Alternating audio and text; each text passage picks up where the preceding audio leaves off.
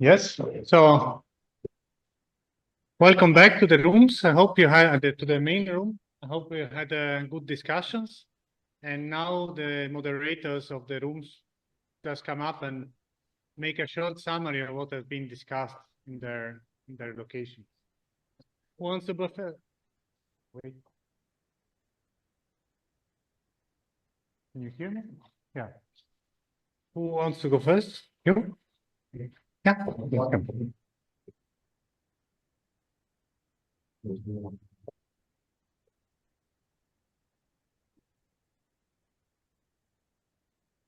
So we discussed key community issues, and the first one was related to who would be the main users that would be interested or could be useful for small wind. And there were two main things mentioned. First one were large farmers, especially with regard to providing electricity for their consumption that they for specific wind activities on their farm. And then remote communities in rural areas. There was, Dennis mentioned that example that actually also in those remote communities in Canada, especially in northern Canada, they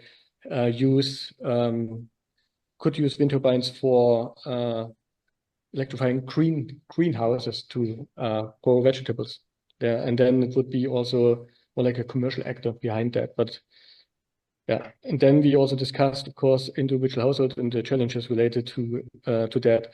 And it really depends on your needs and the use in the first place. And then you would need to check whether this turbine is sufficient for that use. So this kind of depends and also determines the user, like what is it you want to use it for, and how does the wind resource look like, and what's the turbine you could use for that. And then I think we also discussed a little bit, also inspired by Irina's presentation, of having wind turbines in urban areas. And here we really see that wind resources might be a challenge there. So it might be more applicable to industrial zones or commercial zones that could benefit from that. And then, but we also discussed the optimization of the design in urban areas in order to make it more appealing to people. So, and then again, what's the need for it, and how does the wind resource look like? And then we discussed a little bit of the challenges, and then we also came to several aspects. In urban areas, it's the regulatory challenges. Then, of course, in general, the financial aspects, especially when in certain countries you can buy electricity cheap from other sources, very cheap from other sources. And that's why maybe it's more suitable to off-grid locations to have like small wind. And then we also very briefly talked about the aspects of or elements that could support small wind. And then there was really one quick answer was feed-in tariffs again, or maybe on the other hand, carbon taxes, in order to make it actually more appealing for people to invest in small wind again. And then a last aspect we also discussed is a bit of noise, also what that actually means and where kind of our understanding and our perception of noise coming from and how this relates and compares to other elements. And really because since the regulations are the same, so no matter you want to build like a small wind turbine or a large-scale wind farm, you have to comply with the same rules, basically. Yeah, that was the brief summary.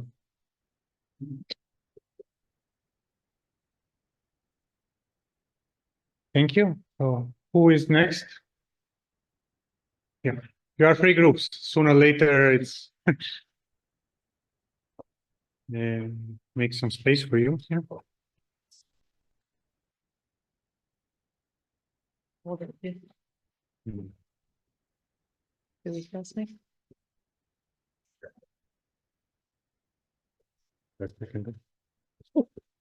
Okay, so we had a discussion about social political interactions within this space.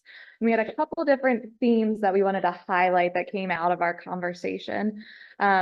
There was a little bit of discussion around feedback loops between society and the policies that we have. And so one idea of trying to decrease the obstacles to deploying small wind was thinking about the government's responsibility in relieving the economic burden that comes up with proving safety and things with turbines. So in a similar vein, we had a little bit of a cross-country discussion about old regulations and policies and how they really need to be updated. So some things that are still on the books from maybe the 1800s, we had an example where the height restrictions were dictated by ladder heights. So that's really not helpful these days, but how do we advance past that? And also thinking about policies as a reflection of community perception of technologies. So in the US, for example, we're seeing an increase in moratorium on development. So how do we understand community acceptance or perception through those policies and create better iterations of them? Because what we're seeing is that policies at times create very challenging procedural processes and slow deployment down. So one idea that came up from one of the participants was thinking about inclusion and exclusion zones, and within those having different categorical sizes of turbines, configurations of turbines that would be appropriate for that location based off of that community's relationship with their land and relationship with that place. So that was generally the discussion that we had.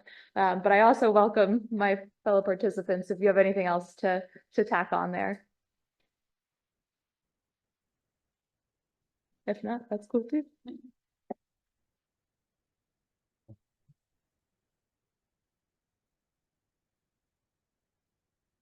No, you have the question. You have the question.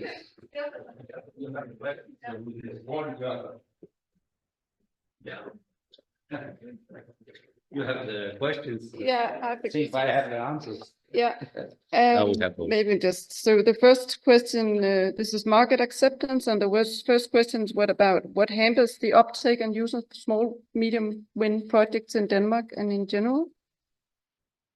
And we had one participant from the US, Michael Bertie.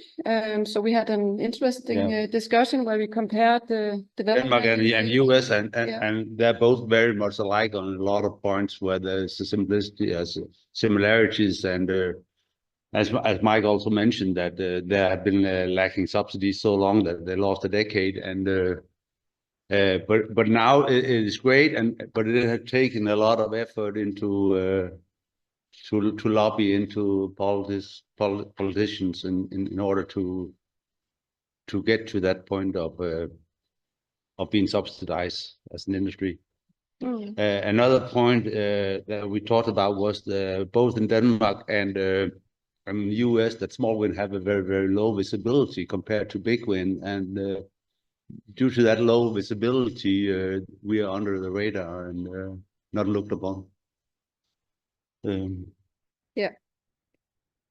And then, of course, the huge investment that have been from China with the support for $15 billion for especially solar and also Chinese small wind, but mostly these initiatives that have been before this last act here in the US have been for both wind and solar, and their solar ran with it all. So.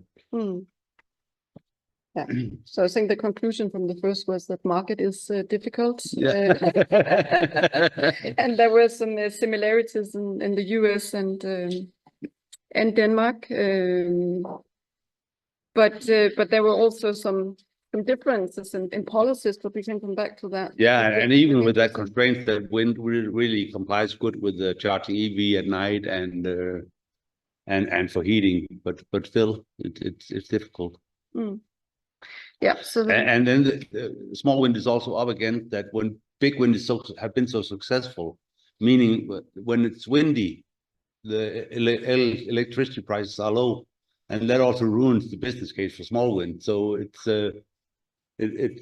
affects both big wind and small wind, that you have a lot of wind in the system. Yeah. The other question was, what role do economic aspects play for the viability and expansion of small, medium wind projects? And yeah, I think that maybe you answer already. both 1 and 2 more or less came into the same talk we had because they were so close to one another. The last one was what conditions or support mechanisms needs to be in place for greater uptake of small, medium wind projects for users and for industry and manufacturers. And this is maybe where there was really some change or a difference in US and Denmark, because even though both countries have suffered from lack of subsidies, it seems like that in the US they have kind of found some different solutions. And so we were discussing a lot about that there was a need for a strong association for small scale wind, and there seems to have been such one in the US, but it's not been easy there. I think he said he's been fighting for 15 years for policy change. But this policy change has come with Biden, actually. And now there is this combination of a tax credit and additional programs addressing particularly farmers. We discussed a lot about pros and cons towards feed-in tariffs versus tax credits, whereas we have seen also in Denmark that we have had some periods with a high feed-in tariff, but when they fall away, you have turbines that are designed for this feed-in tariff instead of to the demand of electricity with the consumers. We build a 10 kW, and then we build a 10 kilowatt turbine that matches the 2.5 krona market, and then now that there's no high feed-in tariff, that wind turbine is more or less too big for one small family. Or 25 kilowatt. Yeah, it's even bigger. So I think the conclusion was that it might be better to move to IEA. Being a small manufacturer, yeah. If Trump doesn't win. But as also as the American manufacturer like Mike Berge said, that the best investment he ever made was to spend this money as an organization for lobbying, because it was more valuable than buying machinery to lower your cost price on your turbine. So, yep.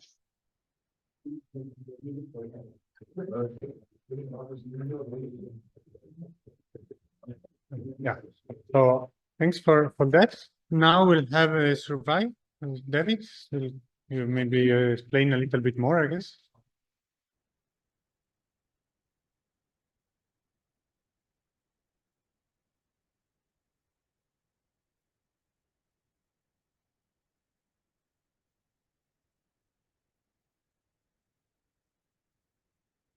So as part of our IEA Task 41 activities, we also created a short survey about socio-political acceptance that we would like you to fill out. I also just posted the link for the online version in the chat for the ones who are still joining online. And then we also have some printouts for here.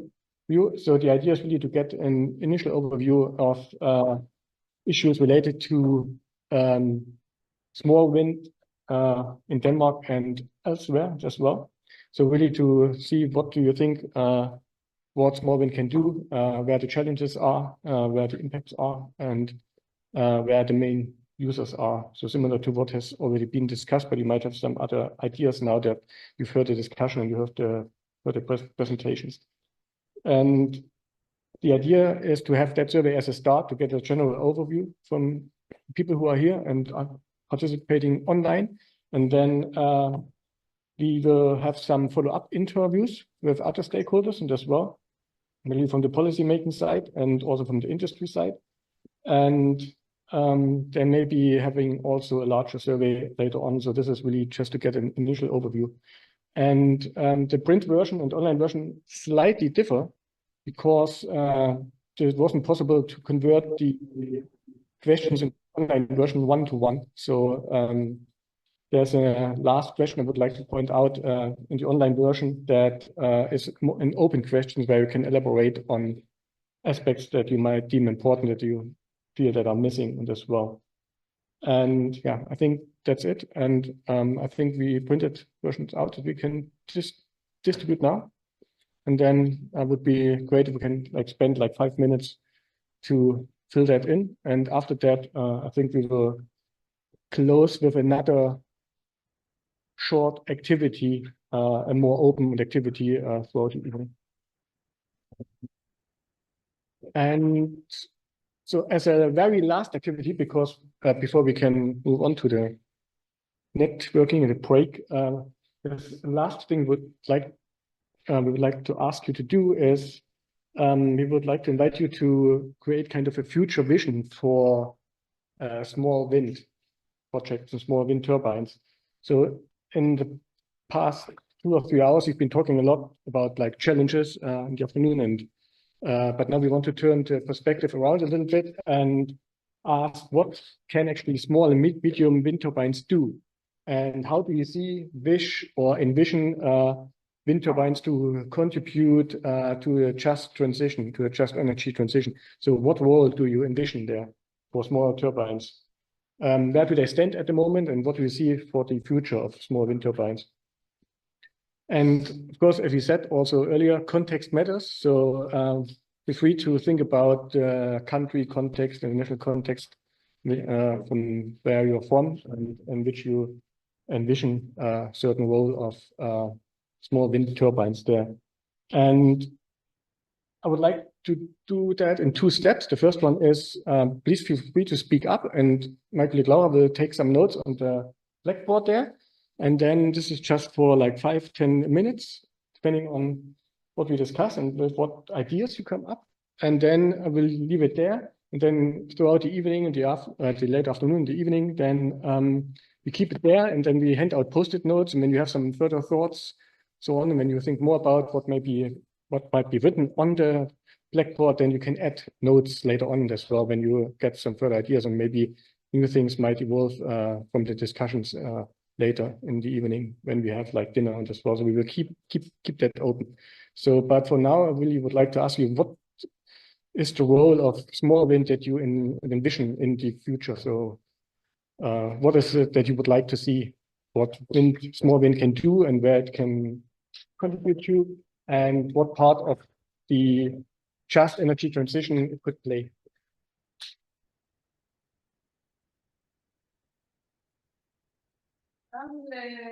If you could try to be now in the kind of the visionary phase or something, you don't have to think about restraints right now, but just try to imagine how the future could look like if we had a good environment for small scale wind turbines.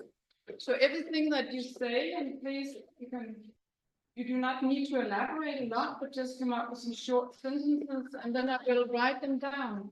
And then afterwards, kind of step by step, you can continue reflecting on this issue during dinner, and then you can place the post-its on the blackboard so that for the rest of the evening. But the question again, David, Yeah. could you maybe repeat it? Question is, I mean, I had it on the last slide and that's all, but now it's gone again. Where do you see and where do you envision small wind turbines to contribute to a just energy transition, and how? So what's the role of small wind in the future that you would like to see? Yeah. I think Danielle? it would be really wonderful to see small wind look to as just another form of wind energy. So not something separate from these categorical, here's land-based utility scale, here's offshore, and here's small wind or distributed wind. But learn to think about the continuum of options, because we're going to need everyone in the playbook to have a just transition. And if you should translate that into a very short sentence, what would you say then? I would just say more recognition for small wind.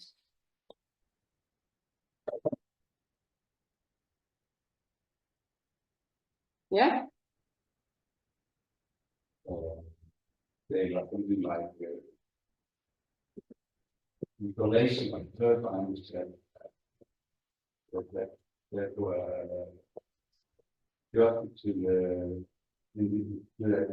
to consumption on, I mean, a farm that would easily use 250 kilograms, and it doesn't exist in the market. And they're not doing it. So that's, and a household need a 10 kilogram, and a little bit is we maybe need 800 kilograms. Now you're not looking at the kilograms according to the need. You just put up what's available, or what you can get on. So I don't know how to write and what would you call that? Is it something about some new, more clear market opportunities, or?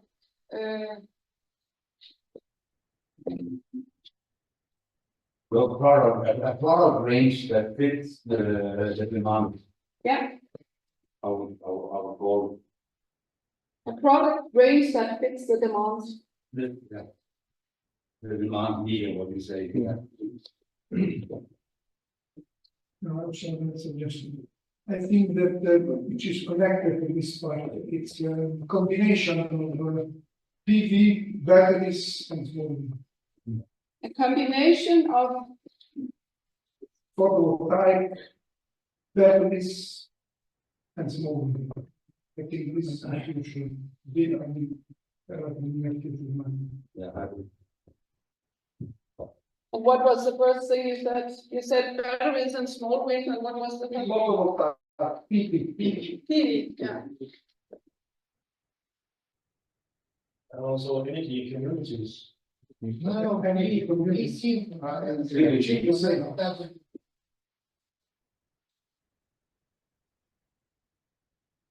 By the way, we have a rule, we have start working, just starting up. You have an incentive, but if you put together and put renewables up to 1 megawatt. In In Italy, Yeah. you just started. No, Yeah, but it's an EU regulation, but each country yeah. does it differently, so it's basically not the cost of anymore.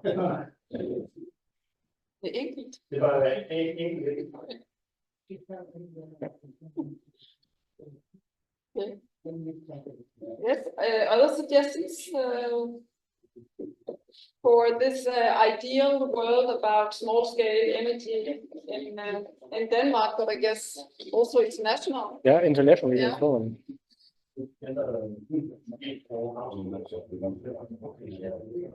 You've just been through a discussion in the different groups, so I guess there has been a lot of different ideas brought into already this particular question.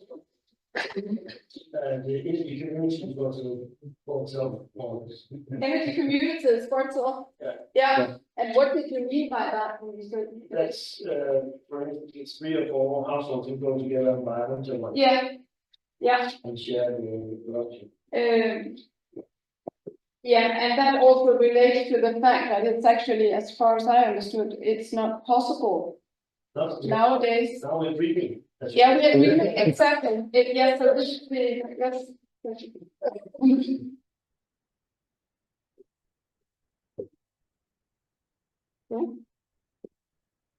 That our understanding feeling for the energy you consume when you produce it at yourself. Yeah.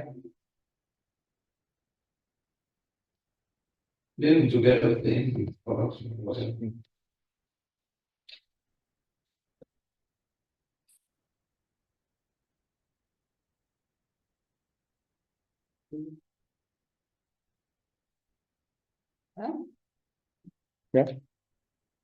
Conferences is always talk about money being sent by that world to the other that world. You could see that being used to get microgrids to eliminate the need for anybody to be, When the microgrids funded by money coming from the COP. Micro, what's it? Microgrids funded by money provided on the COP. Yes.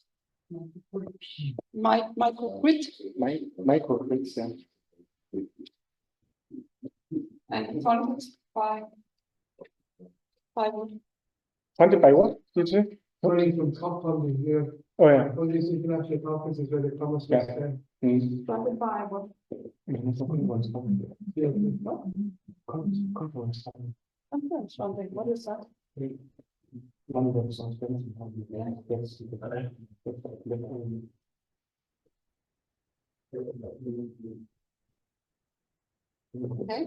and we just, I mean, this also goes into the total picture of the seminar today, right? So there will be written a report based on everything. Hopefully, yeah. Yeah, That's the plan. yeah.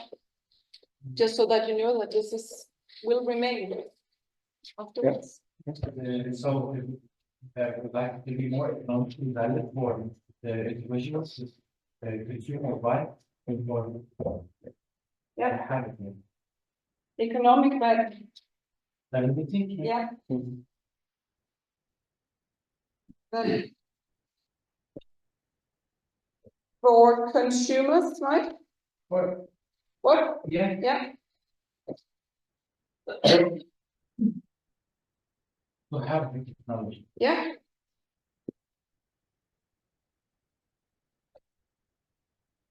That would to own.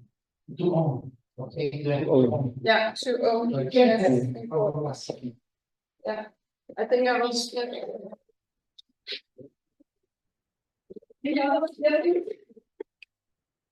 I do have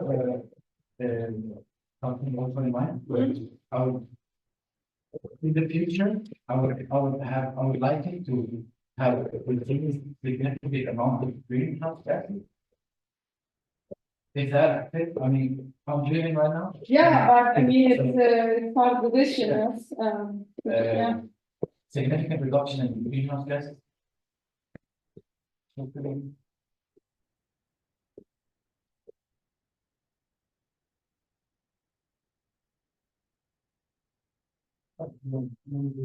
What? Gott,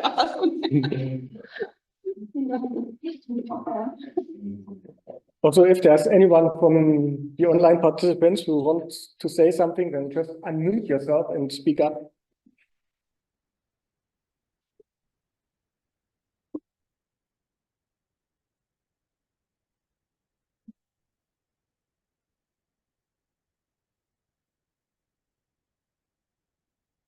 What about a strong association for small scale wind power?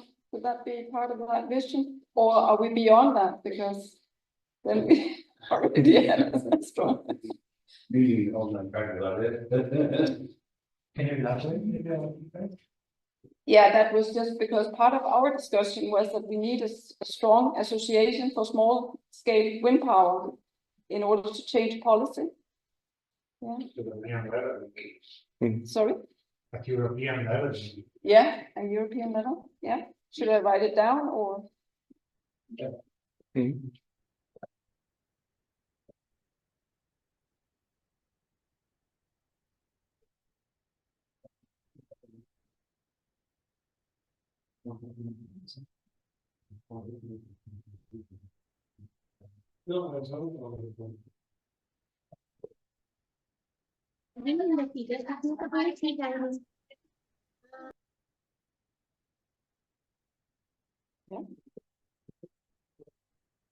Yeah, Lindsay. Plentiful operation and maintenance providers for the small scale, so that you don't have any more working turbines. Right. Putting out negative perception. Mm. Again.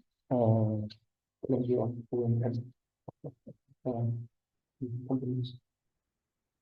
Of OBN. Oh, and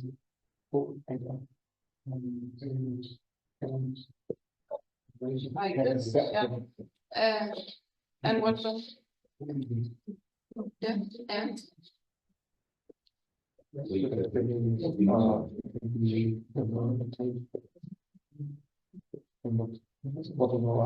Yeah.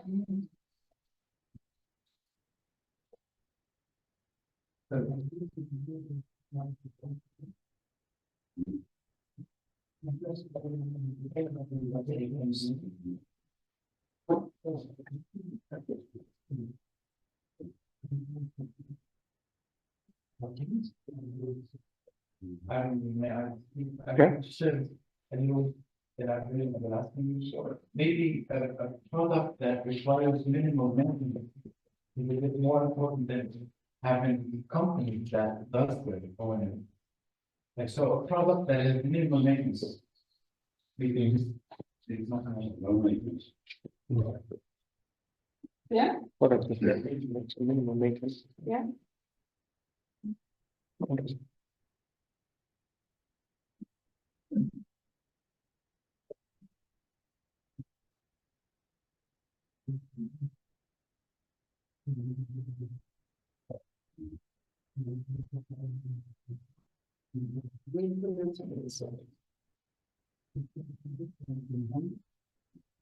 Any other suggestions?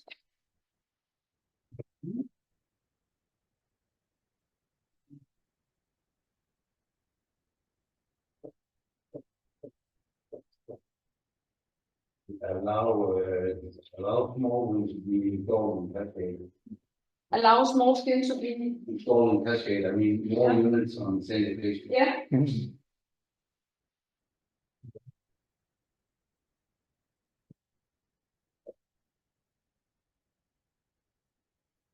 So small sprinklers are really fine. Yeah, basically, but if you have a leak, nobody you look at total. Some places you always have a need of one to that, or you want to be a picture of it. So you not operate it as.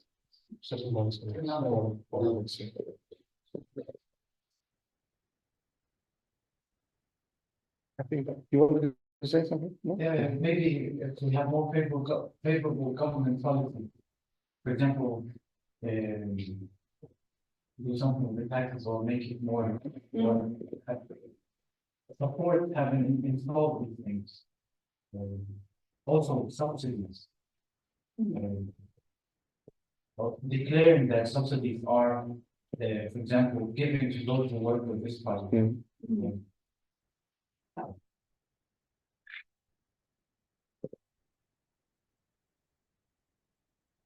Well, we know that they have a big fund that you don't.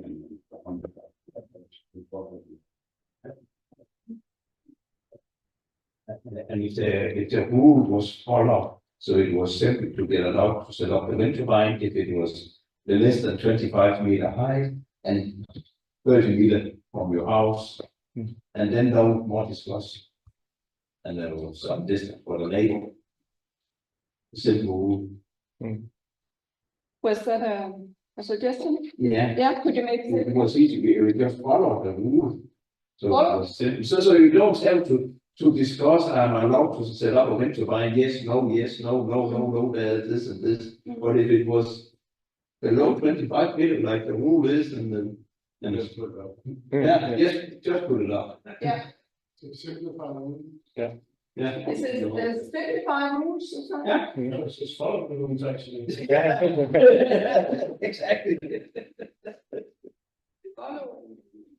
It's very dependent on who's sitting at the table and has to. The municipality. So this is aimed at, or addressed for the municipality? Yes. Yeah. Follow the rules to keep it simple. Maybe the rules are not clear and they cannot read it.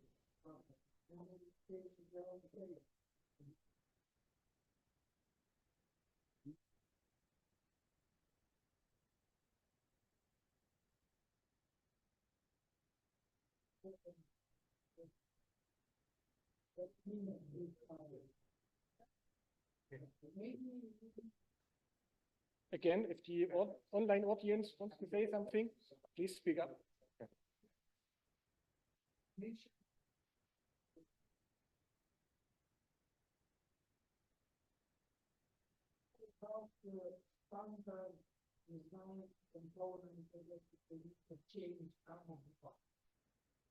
So the owner, the manufacturer can keep, let's say, ownership of the generator, the power electronics, controls and so on, but still power blades, gearboxes, maybe all these components, these standardized.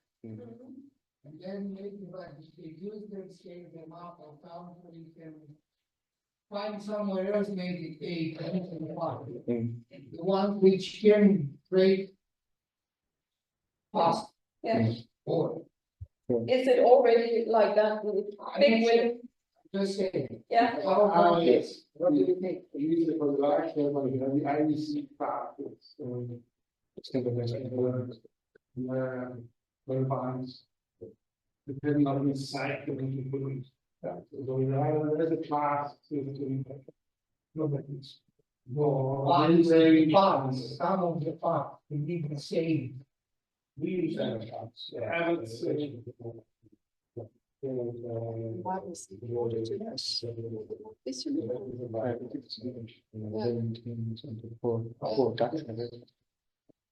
That also involves, we don't lose myself. But when you go into those people to how to take it, then it's a matter of people they reserve on certified. That's why usually for us. Okay. Now that both sides of the blackboard are full and we've reached the end of the time, and I think we can stop here for now. But as we said, if we have more ideas and you want to respond to some of those, you can grab a post-it note and put it on the board and as well in like throughout the evening. But yeah, thanks for participation. And yeah, we will follow up on that work and as I said, part of our IEA task 41 contribution for the Danish side. Yes, so there will come be a report, right? Yeah, There will, yeah, which will be delivered to be part everybody. of the deliverables.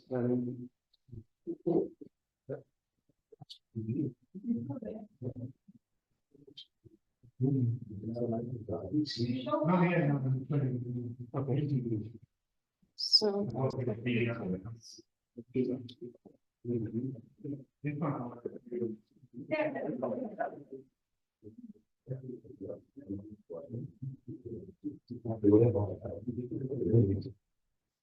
Okay, then just to wrap up some final remarks for that social acceptance workshop. So thanks for all your input.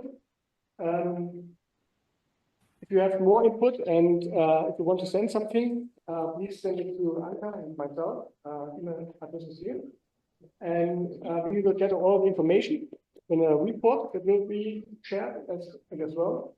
And with that, during the dinner, you still have the possibility to add comments to the board. And then we will have another stakeholder event, stakeholder workshop next year. That will focus on turbulence, interbind cycling, and standards. And I think also we will present the latest IEA wind to part 41 result for particular Danish as well. And then, of course, we'll also be interested to receive feedback and input from you from the Danish wind industry and as well, and research from community that is not directly involved with IEA tasks and activities, so from the wider research community and as well. And then also there will be periodic updates coming as well related to our IEA tasks and activities. So we will upload reports and publications to the website, the IEA organization, but also from our, I think also in our repository at PTU and as well, we have also a website for the IEA stuff there. And this is where also we are going to hopefully share the progress of our activities. So this is how it looks at the moment, unless there's anything else that you would like to say, Anka? Yeah.